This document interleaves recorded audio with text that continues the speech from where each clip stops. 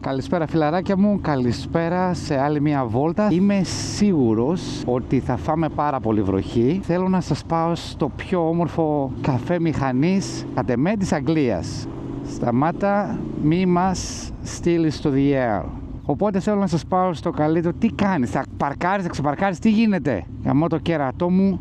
Όταν έχει ήλιο παιδιά εκεί γίνεται της καραπόρνης.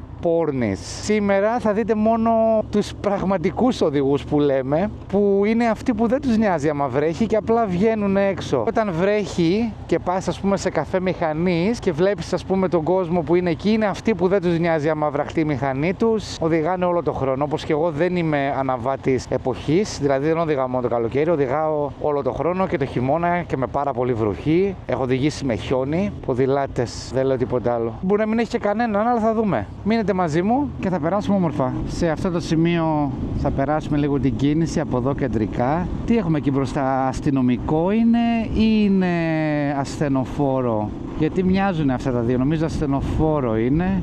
Θα σας πω σε λίγο. Παίζει να είναι και αστυνομικό. Εντάξει, αστυνομικό είναι, δεν πειράζει. Θα μας αφήσει. Δεν υπάρχει λόγος να κάτσουμε πίσω, ενώ εδώ δεν επιτρέπεται κανονικά, αλλά δεν υπάρχει λόγος να περιμένουμε. Ναι, γεια σας, Νίκος Κούκος. Όχι, δεν είμαι ο Νίκος Κούκος. Εγώ είμαι ο Νίκος Κούκος, αγόρι μου.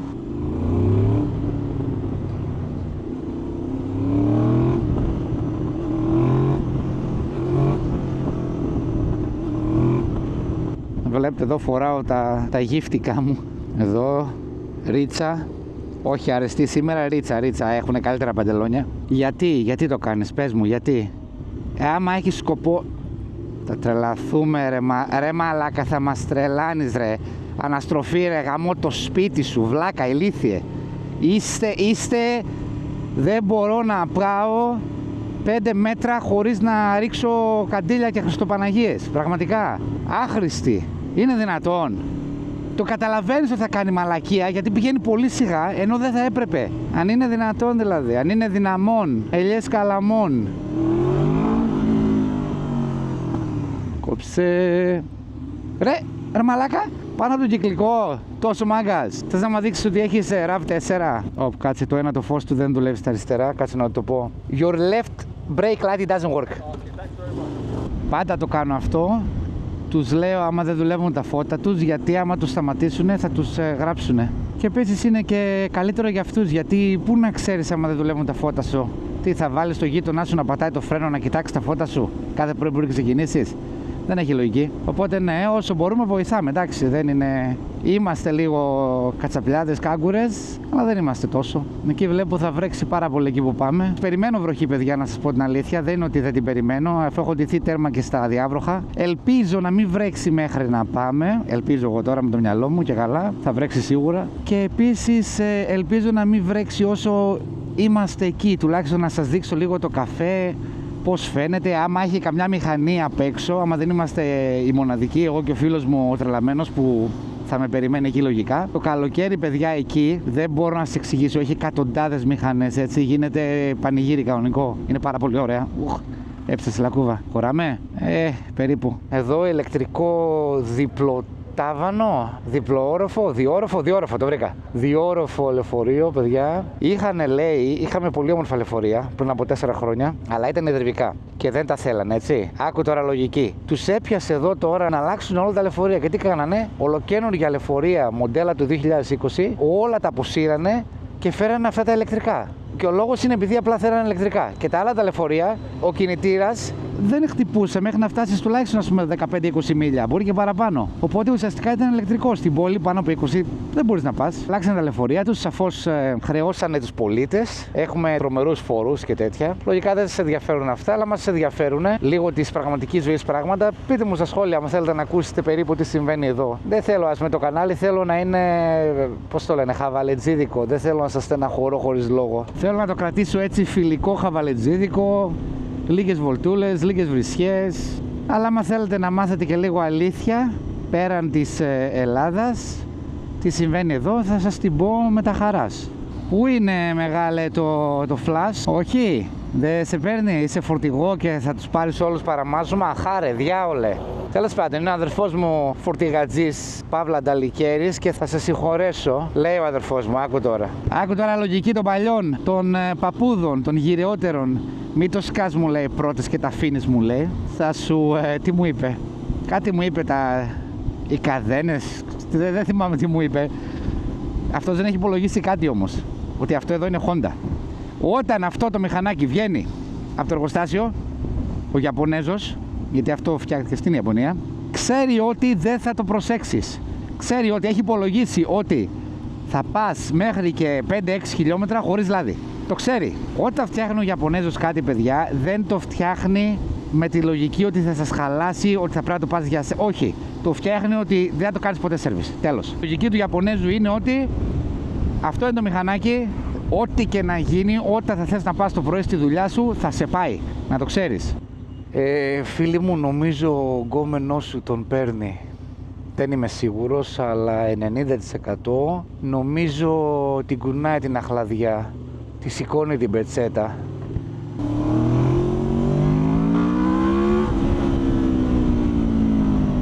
Ρε παιδιά, τι θα γίνει όταν αυτό το μηχανάκι το τρακάρω ή το κλέψουνε ή δεν μπορώ να βρω άλλο αντίστοιχο? Τι θα πάρω, πείτε μου. Αυτό είναι τώρα μια μεγάλη συζήτηση, δεν θα την αγγίξουμε πολύ, θα την αγγίξουμε λίγο. Λοιπόν, όταν πάει 7.000 στροφές και ξέρεις, ανοίγουν οι βαλβίδες του VTEC, ξέρω εγώ. Δεν θέλω να σας το αναλύσω τώρα αυτό, γιατί και εγώ δεν τα ξέρω πολύ καλά. Είμαι στο περίπου. Ό,τι ακούω και εγώ λέω. Παπαγαλίζω. Όταν ανοίγουν, παιδιά, οι βαλβίδες του VTEC, σου δίνει το συναίσθημα σαν να οδηγάς ιαπωνικό αυτοκίνητο του 90 που είχε το turbo lag, δηλαδή την καθυστέρηση του turbo, έδινε στέρμα γκάζι. Περνούσαν 2 μέρες και ξέρεις, έδινε μετά. Έτσι ακριβώς νιώθω με αυτό το μηχανάκι. Δεν με νοιάζει άμα είναι πιο αργό από τα άλλα, δεν με νοιάζει άμα είναι πιο άσχημο από τα άλλα. Μιλάμε, το συναίσθημα που σου δίνει πρέπει να το οδηγείς για να το καταλάβεις. Δηλαδή δεν είναι εύκολο να το καταλάβεις από το βίντεο. Δηλαδή άμα στο δείξω δεν θα το καταλάβεις, αλλά πρέπει να το νιώσεις. Δηλαδή άμα πας τέρμα γκάζι και περάσεις 7, έχει κόφτη στις 13, 12.30, 12.700 νομίζω. Όταν περάσεις στις 7, παιδιά, και χτυπήσεις το VTEC, ειδικά με την πρώτη, Δευτέρα και Τρίτη, απογειώνεται και δεν σταματάει καθόλου, δηλαδή συνεχίζει να δίνει μέχρι να τελειώσει στο στροφόμετρο. Είναι απίστευτο. Επίσης σαφώς δεν είναι μαμά πολλά πράγματα σε αυτό το μηχανάκι. Ας πούμε τα γρανάζια μου, το μπροστά το γρανάζι το έχω 15 δόντια για 16 και το πίσω το έχω 44 αντί για 43. Τώρα σε όσους δεν ξέρετε πώς δουλεύει αυτό, είναι περίπου, θα σας πω στο περίπου για να το καταλάβετε. Μείον ένα δόντι μπροστά και έχεις περίπου 8% επιτάχυνση. Έτσι.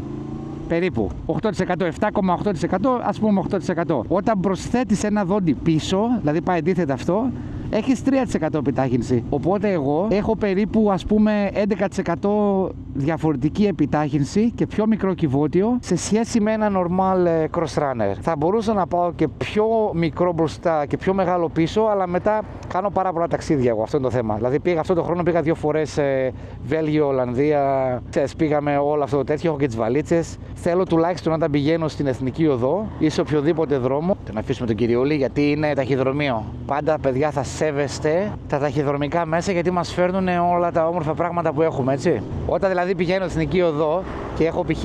έκτη, θέλω πολύ πριν βαρέσει το VTEC, ας πούμε στις 5.000 στροφές να έχω τουλάχιστον, ας πούμε, 75-80 μίλια, δηλαδή 120 χιλιόμετρα. Δεν θέλω να ταξιδεύω στην εθνική με το VTEC ανοιγμένο, γιατί και πάρα πολύ βενζίνη άμα το έχεις ανοιγμένο. Οπότε τα γρανάζια έδωσαν έτσι μια διαφορετική ψυχή στο μηχανάκι.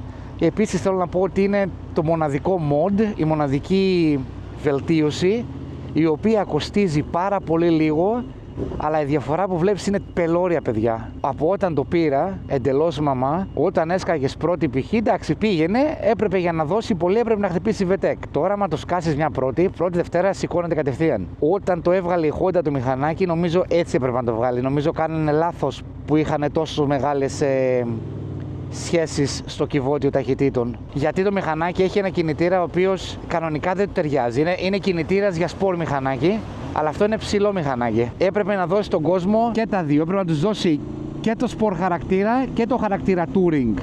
Και νομίζω η αλλαγή στα γρανάζια είναι ό,τι καλύτερο έχω κάνει. Δεν μου κόστισε τίποτα. Δηλαδή πήρα μια αλυσίδα DID, καλύτερη μπορείς να αγοράσεις, 80 λίρες, χρυσή. Έχει, ξέρεις, τα O-rings, έχει τα λάδια της μέσα, δεν χρειάζεται πολλά, δεν σκουριάζει σαφώς. Τα γρανάζια μου είναι JT, είναι εδώ πολύ διάσημα στην Αγγλία. Τα πήρα, πώς τα πήρα, νομίζω και τα δύο μαζί 35 λίρες. Επίσης σκέψου ότι στην κατανάλωση δεν κάνει καμία διαφορά. Γιατί μπορείς να βάλεις μια πέμπτη εδώ με 2.000 στροφές και να πας. Και άμα το σκάσεις, θα φύγει. Η τέλεια αναβάθμιση μπορείς να κάνεις στη μηχανή σου. Να το σκεφτείτε άμα έχετε μηχανή και θέλετε ελάχιστη απόδοση χωρίς να χάσετε πολλά λεφτά. Να το κάνετε αυτό το πράγμα. Άμα έχετε κάποια άλλη ερώτηση, να με ρωτήσετε, παιδιά. Πολύ παράξενο που δεν έφαγα βροχή ακόμα. Τη βροχή θα τη φάμε σίγουρα. Τη βροχή δεν θα την ξαναφέρεις. Τη βροχή! Φίλε μου, 30 είναι εδώ. Γιατί πηγαίνουμε 17? Ό,τι χειρότερο στον κόσμο, κατ' εμέ, να πηγαίνεις πολύ λιγότερο στο όριο ταχύτητας. Καλύτερα πήγαινε παραπάνω. Πραγματικά είναι θανατηφόρο για εμένα. Η μηχανή ήταν πεντακάθαρη, παιδιά, σαφώς. Όπως πάντα, η μηχανή μου είναι πάντα καθαρή. Αλλά τώρα δεν θα είναι καθαρή. Με τόσο βροχή που έχει πέσει. Τι ανάβεις τα φώτα, βρε μαλάκα, δεν είμαι στο ρέμα σου. Μη σαπίσω, ηλίθιε.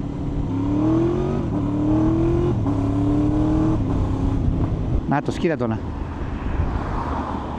Μα τι είναι, είναι normal αυτός τώρα, πείτε μου. Άμα πάω τώρα και το χτυπήσω στο παράθυρο και το πω μεγάλη ηρέμηση, θα χτυπήσει κανένα, θα κάνεις ατύχημα, θα πλακωθούμε στις φαλιάρες. Έλα, βγες, πάμε.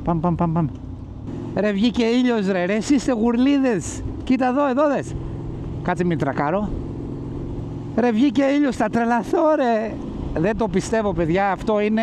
Ήμουνα σίγουρος 1000% ότι θα φάμε τη βροχή του αιώνα. Ποιος αγοράζει το αυτοκίνητό του σε τέτοιο χρώμα, πείτε μου? Baby blue. Καλά, δεν το συζητάμε ότι είναι κακάσιμο αυτοκίνητο, έτσι. Η BMW, νομίζω τα τελευταία όμορφα της μοντέλα ήταν το 2018 που βγάλανε εκείνο το Mi 5 με το ωραίο το black, ξέρετε, το όμορφο το σουλούπι. Ήταν τα τελευταία ωραία BMW εκείνα. Ποιος είσαι ρε, ο Colin McRae? Οικογενειάρχης Colin McRae. Λοιπόν, θα σας δείξω το VTEC τώρα. Εδώ. Λοιπόν, είμαστε 5.000 στροφές. Θα το δώσω τερμαγκάζι, έτσι. 3, στις 7 ανοίγει το VTEC. 3, 2, 1. Μιλάμε, ένιωσα την μπροστά τη ρόδα να μπαλατζάρει. Άλλη μία, εδώ είμαστε. Πάμε. Δεν ξέρω αν μπορείτε να καταλάβετε τη διαφορά, παιδιά, αλλά με το που χτυπάει 6700, 6600 και ανοίγει το VTEC, η μπροστά η ρόδα μιλάμε μπαλατζάρι.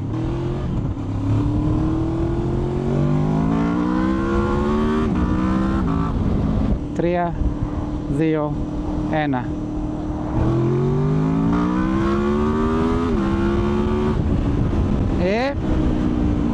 Δεν μπορώ να σας δείξω πόσο πιάσαμε, αλλά θα σας το πω ελληνικά προφορικά ανάποδα.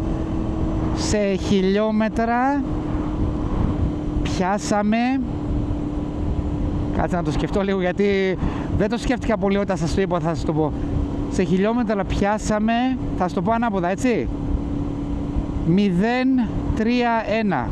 Μην το κάνεις. Στα αρχή... Σμπούτσας όλα ρε. Τώρα εμείς πρέπει να πάμε αριστερά, οπότε θα χωθούμε εδώ σαν τσουτσούφερετζέ. Κοίτα το. Δεν βλέπω καν άμα με παίρνει. Με πήρε. 100% τύχη, έτσι. Σχεδόν φτάσαμε, φιλαράκια μου.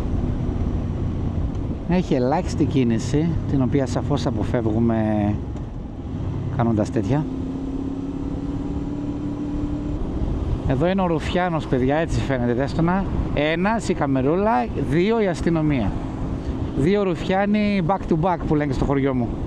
Άκου, τέλα. Ανοίγω τζάμι. Είμαστε έτοιμοι, παιδάκια? Δώσε.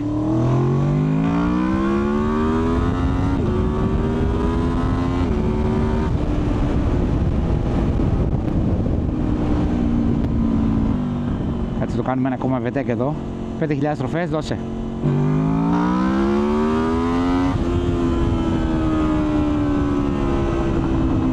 Λοιπόν, παιδιά, φτάσαμε. Εδώ είναι στα αριστερά το καφέ, θα το δείτε τώρα.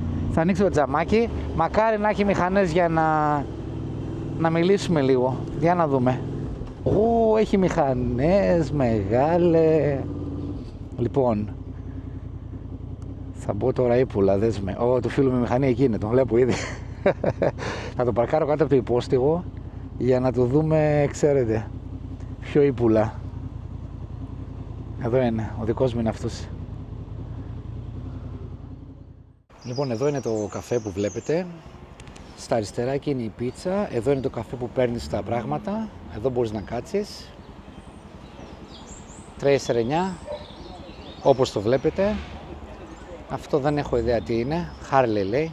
Λογικά Harley θα είναι. Το δικό μου εδώ με όλα τα πράγματα επάνω, του φίλου μου, το GS, έχει πάει στο διάλογο τη μάνα αυτός, έχει πάει μέχρι και Ελβετία νομίζω. Αυτό παιδιά, ό,τι και να είναι, δεν έχω ιδέα. Για κάτσε να δούμε.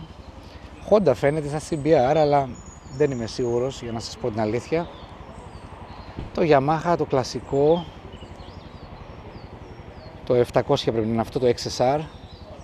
Για να δω. Ναι, πρέπει να είναι το 700. Για πάμε κατά εκεί. Εδώ βλέπουμε το ωραίο το NT, μου αρέσει πάρα πολύ αυτό το μηχανάκι. Πάρα πολύ όμορφο το NT. Και σε ωραίο χρώμα, έτσι. Το SV που είναι η καλύτερη, λένε ότι είναι το καλύτερο value for money που υπάρχει. Το Touareg, κλασικό, έτσι, όμορφο. MT-07 υπάρχουν παντού. Το Bandit, ωραίο πράγμα. Δες το εδώ κινητήρα, Ένα GSXR, το οποίο μοιάζει για Ducati, αλλά δεν είναι. Εδώ έχουμε τις εντουράδες, θα φύγουν τώρα. Ένα GSXR-άκι. Χαμός, κάτσε να φτιάξω το μικρόφωνο μου λίγο γιατί έχει πέσει. Ωραία, εκεί καλά είναι. Και άλλο GSXR. MT-10. Οι εντουράδες φεύγουν τώρα. Για πάμε μία εκεί να δούμε τι παίζει. Ο κατέμας. Λογικά αυτοί τώρα πάνε, ξέρετε, σε off-road. Τους βλέπεις, είναι όλοι έτοιμοι. Το Aprilia, το οποίο είναι κρυμμένο από το μπουφάν. Ρο 6. Ένα μπεμβεδάκι με τα φτερά, τα οποία δεν μου αρέσουν προσωπικά. Φωτογράφος. Ένα γκομενίδι βγάζει φωτογραφίες με ένα καβασάκι. Βλέπεις, δίνει οδηγίες ο άνθρωπος. Το γκομενίδι. Για να σας δώσω να καταλάβετε, όταν εδώ έχει κόσμο, δεν έχει θέση να παρκάρεις, παιδιά, πουθενά. Όλα είναι κλεισμένα. Δηλαδή για να παρκάρεις πρέπει να πας τέρμα κάτω. Γίνεται πολύ χαμός. Θα φύγουν οι εντουράδες, θα γίνει. Και θα σας δείξω μέσα τώρα εκεί το κατάστημα, τέλος πάντων. Και για κάτσε να δω, θα φύγουν τα παιδιά, να τους τραβήξουμε. Πάμε ρε παιδιά.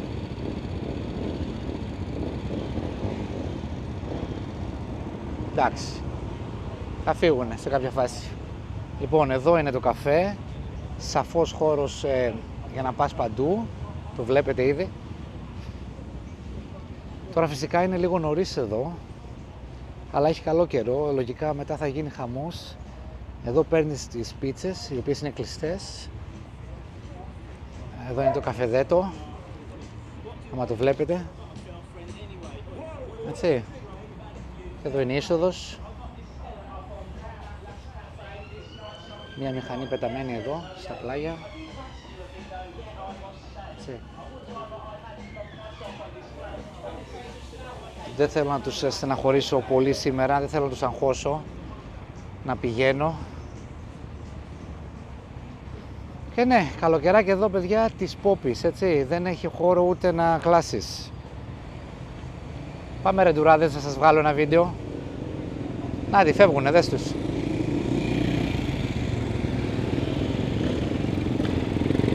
Έχω δει, παιδιά, άτομα εδώ που ανεβαίνεις επάνω και πάρεις στα αριστερά δεξιά να τρώνε σαβούρτα.